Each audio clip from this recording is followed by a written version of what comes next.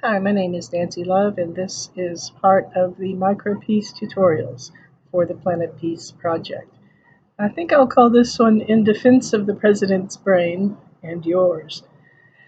The reason I'm making this video today is I saw a very peculiar article written by some person who was revealing only his own lack of information and education about the human neurological system.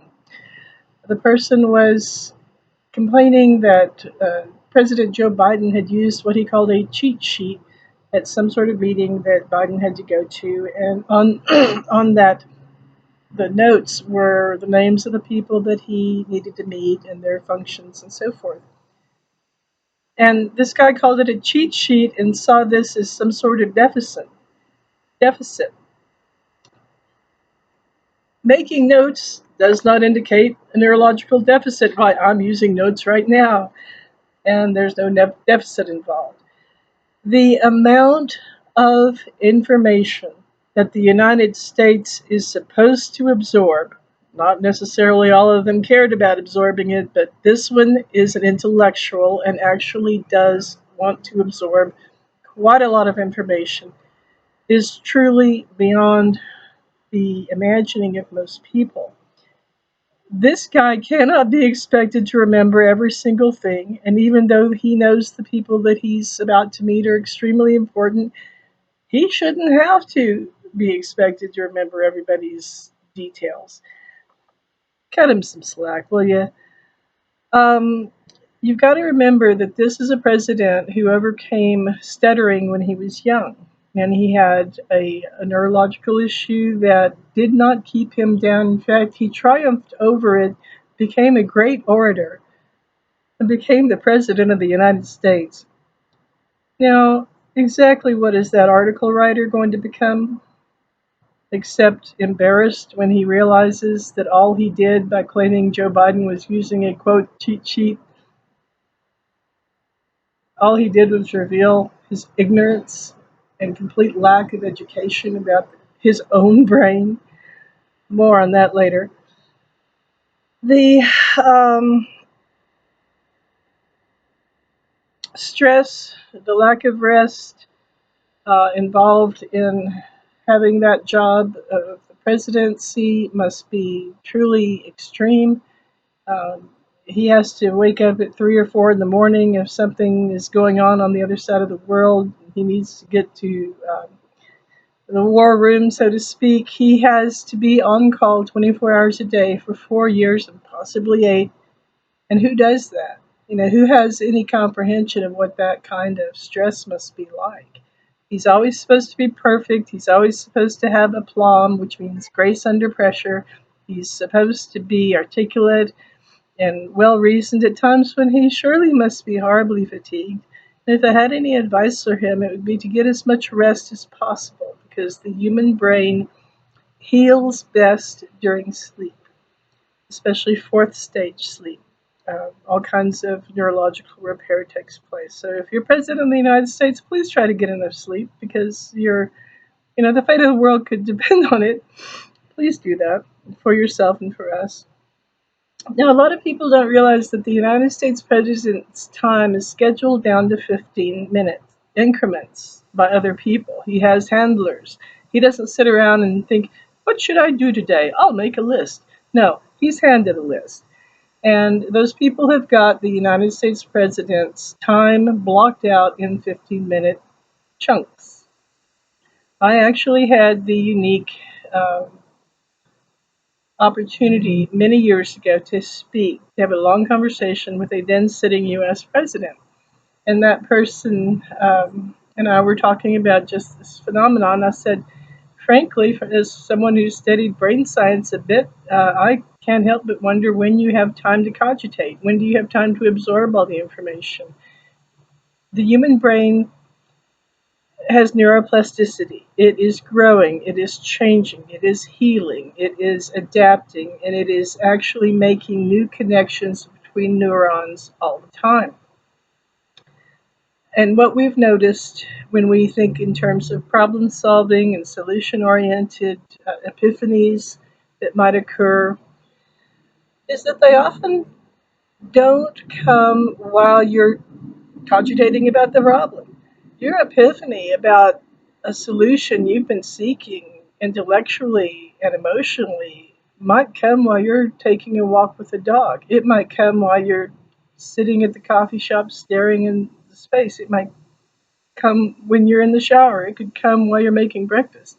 It doesn't necessarily come at the time when you're trying to solve the problem. And the reason that occurs is neuroplasticity. You present your brain with certain information. You have a certain goal, which is to put that information together in a way that makes a synthesis, makes a coherent whole, and comes up with some solution to some problem. Well, the brain gets to work, but the brain has to grow new connections and has to reorganize itself a bit, and then suddenly you get the aha experience. And psychologists do call it the aha experience, when the brain finally gets its bridges built and comes up with that solution. And I told the president when I got a chance to talk to years ago that I worried about his time being scheduled down to the last 15 minutes, and that if he could just tell his handlers, his advisors, what I had just told him, maybe they would allow him to have some free time and actually think for himself.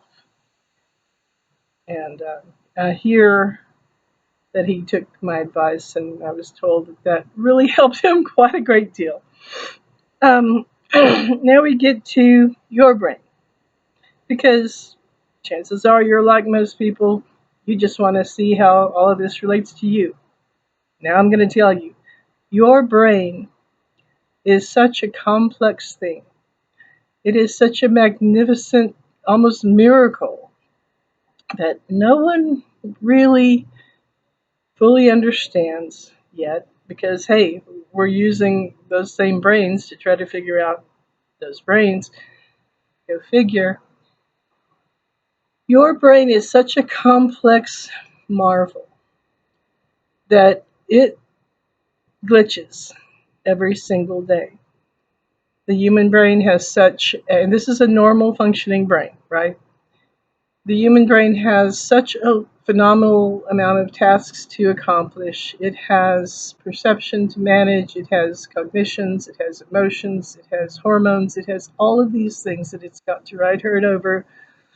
And what I was taught in psychology classes was that everybody's brain malfunctions somehow, some way, some little bit, some large bit every day, and it is normal to have brain glitches.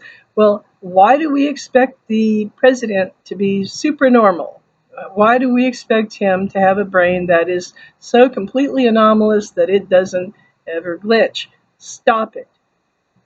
It's not rational. It's not scientific. And it's not even fair for anybody to expect the United States president, whoever that is at the time, to function perfectly all the time. It's silly. And it's embarrassing to hear someone make such silly claims when that person's brain is also glitching out. That person who said, oh, Biden's using a cheat sheet, you know, probably makes notes before a speech, probably has all kinds of neurological anomalies, but that person is the president of the United States. So we don't get to attack that person now, do we? Well, in point of fact, perhaps we should attack the US president a little bit less. You think? I'm fighting mad here. I'm trying to be calm. Um, so that's where it all comes down to you. Your brain itself is um, trying to master a lot of information, and your brain needs rest, and your brain can't be expected to always function well. So that's where all this applies to you.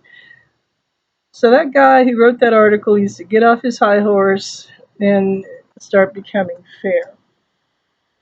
We all know that Joe Biden could be out playing golf. He's at a point in his life, and he's a person of tremendous achievements. He could have retired with honor and with ease. But instead, he chose to fight hard to get one of the most demanding and responsible jobs in the entire world. Some guy could be out just relaxing, and instead, he chose to work harder than practically anyone alive all the time because he wants to do as much good as he can do while he's on this world. If more people wanted to do as much good as they could possibly do while they're on this world, this would probably be a pretty fantastic and beautiful place to be. But I don't see a lot of people with that kind of goal. Um, Please keep in mind that we've had presidents before, and not that long ago, who had brain glitches. Notice how I'm using a cheat sheet here. We have had a president with one or more presidents with discontinuous speech patterns, anomalous facts that don't stand up to fact checks. We've had people forget all kinds of things, names, faces, details, and it's just par for the course.